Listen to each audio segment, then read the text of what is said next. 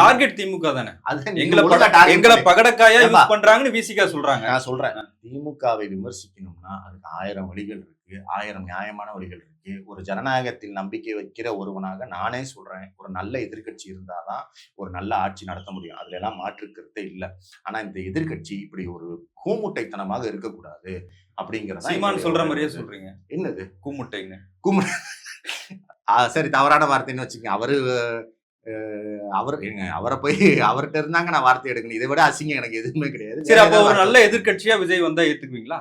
வர முடியாதுன்றத காட்டிட்டாரு. அதிமுக ஒண்ணு இல்லைங்கிறீங்க, காட்டிட்டாருங்க. பிஜேபி இல்லவே இல்லைங்கிறீங்க. அப்ப யாராவது ஒருத்தர் அந்த இடத்துக்கு வரணும்ல. கம்ப்ளீட்லி எக்ஸ்போஸ்டுங்க. வேங்கை வயலையும் மணிப்பூரையும் ஒப்பிடுற ஒரு ஆள் எப்படிங்க தரமான எதிர்கட்சியா இருக்க முடியும்? அடிப்படை புரிதலே இல்லையங்க. எடப்பாடி பண்ணலையங்க. நல்ல எதிர்கட்சி இருக்கணும்னு சொல்றீங்களா? இப்ப ஆளுங்கட்சியா ஆசையெல்லாம் நடக்குது. அது யாரு? விஜய் கூட தான் ஆசைப்படுறேன், சீமான் கூட தான் ஆசைப்படுறேன். அதெல்லாம் எனக்கு தெரியாது. அது என்ன என்னோட வேலையா? மக்களுக்காக பேசுறதுலாம் ஆதவ அர்ஜுனா போன்ற பணக்கார பிள்ளைகிட்ட போய் கேளுங்க. இந்த மாதிரி எளிய தமிழ் எளிய பிள்ளைகிட்ட கேட்காதீங்க. அது மாதிரி பணக்காரங்க வருவாங்கல்ல, ஹாபியா பாலிடிக்ஸ் பண்றவங்க தான் மக்கள் என்ன பண்ணணும், யார் எதிர்கட்சியா வரணும், அரசியலே நிர்மாணிக்க போறேன், நான் தான் பண்ண போறேன்ற மமதையில தெரியுறவங்க. எங்களுக்குலாம் தெரியாது. நாங்க மக்கள்கிட்ட போய் ஓட்டு கேட்போம். நல்லது செய்வாங்க இவங்கன்னு நாங்க 2 தலைவர்களை நம்புறோம். தலைவர்களுக்கு கட்டுப்பட்டு நடப்போம். தலைவர்கள் மேல ஏதாவது விமர்சனம், கட்சி மேல ஏதாவது விமர்சனம்னா அதை கட்சிக்குள்ள சொல்லுவோம். இதுதான் ஒரு கட்சி, இதுதான் ஜனநாயகம், இதுதான் பாலிடிக்ஸ். நான் போய் வெளியே ஒப்பாரி வச்சுக்கிட்டே இருப்பேன். இன்னும் சொல்றேன், இந்த ஆதவ அர்ஜுனாவுடைய பிளானே என்னன்னா, விசிகாவில் இருந்து தன்னை திருமாவளவன் நீக்கணும், இந்த மாதிரி சஸ்பெண்ட் பண்ணணும்.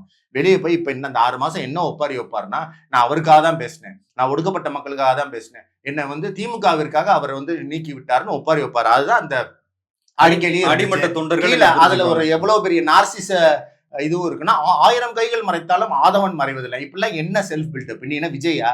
விஜய் கூட சேர்ந்தவன் நீ விஜய் ஆயிருவியா?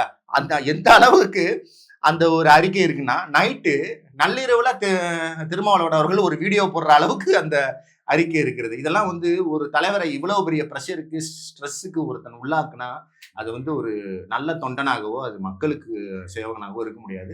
நான் திருப்பி இந்த பேட்டியில இறுதியாக சொல்லக்கூடியது 2 தான். ராஜாஜியால தான் அண்ணா ஜெயிச்சாருன்னு எவனுமே சொல்ல மாட்டான், பாஜக காரன் கூட சொல்ல மாட்டான். அதே ஆதவர் கூட்டணி வென்றதா? கூட்டணி வென்றது யாரால் வென்றது? ராஜாஜியால் அண்ணா ஆட்சிக்கு வந்தான்றது ஆதவர்ஜனோட பேட்டியில இருக்கு. அதுல ராஜாஜியோட ஓட்டு இருக்குங்க.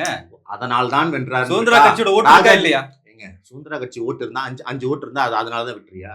1000 ஓட்டு டிஃபரன்ஸ்ல இருக்கிறவங்க 5 ஓட்டு. ஏங்க, இந்த கருத்தியலை நீங்க முதல்ல பரப்புறதே அண்ணாவுக்கு எதிரான, திமுகவுக்கு எதிரான செயல்.